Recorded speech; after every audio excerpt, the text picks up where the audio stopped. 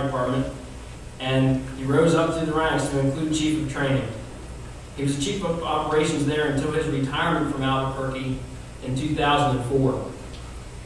He then became chief of the Coppell, Texas Fire Department, and then left there to assume his duties as editor of Fire Engineering Magazine. For those of you who aren't familiar with Fire Engineering Magazine, it is the trade magazine. It's not there for pictures. It's not there for entertainment. It is chock full of very, very good information, and a lot of it for urban firefighting. He's a graduate of the University of New Mexico and left the ranks of the IAFF as a member in good standing and continues to be very involved with the IAFF. He's a member of the International Association of Fire Chiefs. He's served on many committees of the NFPA. He's seated on the National Advisory Board of the Congressional Fire Services Institute. I don't know if any of this embarrasses him, but I love doing this. He has worked on the subject matter as an expert in NIOSH firefighter line of duty death investigations with the sole purpose of reducing the chance that any of us will have the same fate. He served with the United States Department of State's Diplomatic Security Anti-Terrorism Assistance Program. He's active with the National Fallen Firefighters Foundation, the Firefighters Cancer Support Network, Fire Smoke Coalition, and Advocates for Fire-Based EMS. He's done extensive speaking and training for the Fire Service in the United States, Canada, and internationally, and he will always be a friend of the Hagerstown Professional Firefighters. Come on up, Bobby.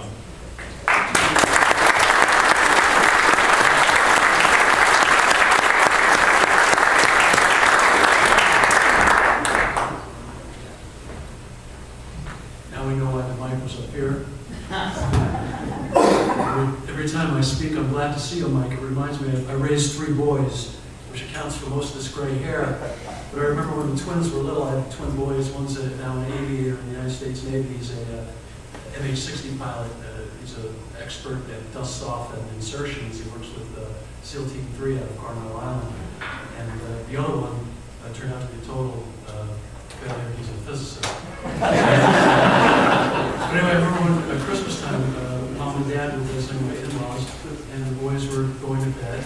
And they say their prayers before going to bed, and I hear Ryan going, "And I want a Power Rangers 175, and I want a new G.I. Joe 1610.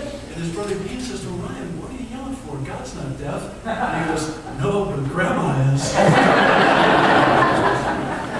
always appreciate a microphone.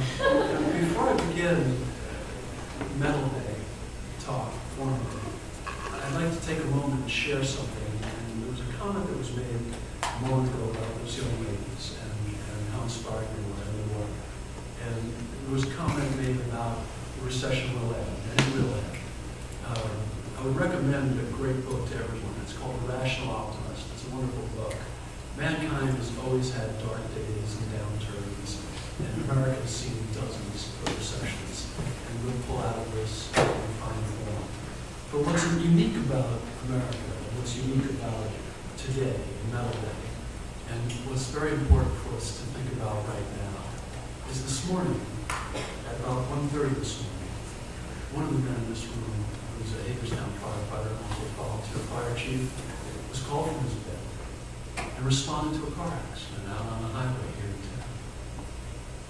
In that car, a single car accident, was a 19-year-old volunteer firefighter who lost his life this morning.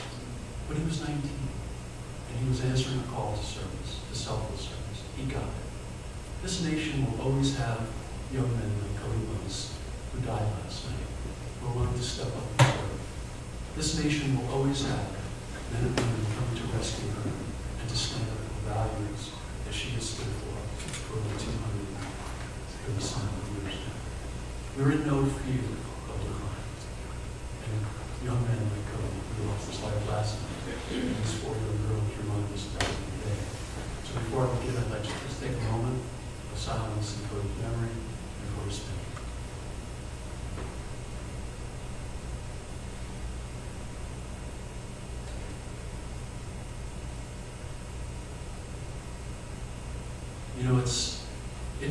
should start by talking about 4 young role models, because the world today is desperately seeking and sorely in need of, excuse me, I've got a little lung issue going here. I'm happy to have him, but as a member of the Family Liver Cancer Support Network, things keep growing in my lungs, unfortunately. But the world today is desperately looking for role models like Cody, like these young men, like our men and women who serve in our military. Because if we look out at our political elite, in our entertainment world, we seem to be dominated by completely vapid narcissists or corrupt deviants at worst. And people like Molly Cyrus and Anthony Weiner seem to get a tremendous amount of attention and seem to be clouding our minds with absolute nonsense and gibberish.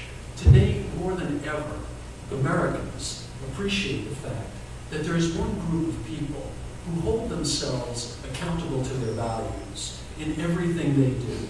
That there's one group of people, to the man, hold one another accountable to the values that they espouse.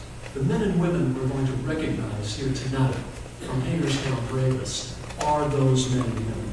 And values and character of an individual in any culture, in any society, are but a reflection of the family and the institution and training that that young individual comes from. Today, we are both the inheritors and the caretakers of the institution of the fire service, her culture, and her artifacts. The culture and mission of the fire service is bound together by an intricate and well-developed relationship between a core set of 7 inalienable values and a more intricate set of principles. Our wonderful fire service is made up of an incredibly diverse group of individuals. There are those amongst us whose first word were fire truck, and then there are those amongst us who never rode a fire truck till they were in their 50s. And that is not to elevate the former or denigrate the latter. That's simply a statement of what is in today's fire service. But that diversity allows us to create when necessary, to find solutions for virtually every problem, and always to endeavor to restore calm and order to chaos. To do so, firefighters need to be mentally agile, morally grounded, and emotionally connected. We must be well-trained and well-disciplined. We must strive endlessly for continuous improvement. To do so requires that firefighters question everything. So it should not have come to a great surprise to me that I was recently asked by the International Committee of Fire Chiefs to speak at their upcoming conference on why loyalty and service are no longer existing in the fire service. To be clear, to be absolutely crystal clear, I could not disagree more with that statement. Loyalty and service are not a thing of the past in the American Fire Service. Of our 7 core values, loyalty ranks very high, and selfless service, as we heard from the mayor's opening remarks, is still first and foremost. Selfless service is our keystone value. It was yesterday, it is today, and it will be tomorrow. Understanding loyalty requires that you understand the heart of the firefighter and our commitment to those values. Loyalty in the fire service is not as simple as it is for other professions and callings. For us, it's about loyalty to oneself, one's character, one's community, one's conscience, and most importantly, one another. As with any institution, we have suffered our losses. We've struggled occasionally with our identity and our relevance. We've won the hearts and minds of our community one day and then fallen far short of our own expectations another. But never let it be said by an insider or an outsider that any true firefighter was ever disloyal or disrespectful of our values. Never let it be said that any honest or good firefighter ever besmirched the name of the fire service or was intentionally disloyal to the fire service, their community, or this nation. For at our core are our 7 values, fundamental, timeless values, who have defined who we are, who are the inescapable measure of our character, and who require, from time to time, to be reinforced. As good stewards, we are required from time to tell stories about loyalty, duty, respect, personal courage, selfless service, integrity, and honesty. Medal Day is one of those times. Of our fundamental values, the one that rises above all the others is selfless service. Its tentacles are woven deeply into the fabric of the fire service. No conversation about the American Fire Service can be had without an understanding and an appreciation of what selfless service means. And this conversation tonight will be no different. But our first value has been and will always be loyalty. Loyalty provides us with that inner security that we need to accomplish our mission, an unfaltering belief in one another. And all of those who have placed their lives in the hands of another know that loyalty is the first value to be tested in a life-threatening situation. Loyalty stems from our cultural beliefs. For Americans, it's individual rights, freedom. Loyalty is not reserved for organizations or individuals, although they sometimes are the beneficiaries. And for those of you who would dare to lead the fire service, be well aware that loyalty is a two-way street. You should not expect loyalty unless you're prepared to give it as well. And a leader can neither demand loyalty nor win it from their people by simply talking about it. Loyalty is the gift your people give you if and only if you earn it, when and only when you deserve it, when you train them well, when you treat them fairly, and when you live and talk the values that you talk about.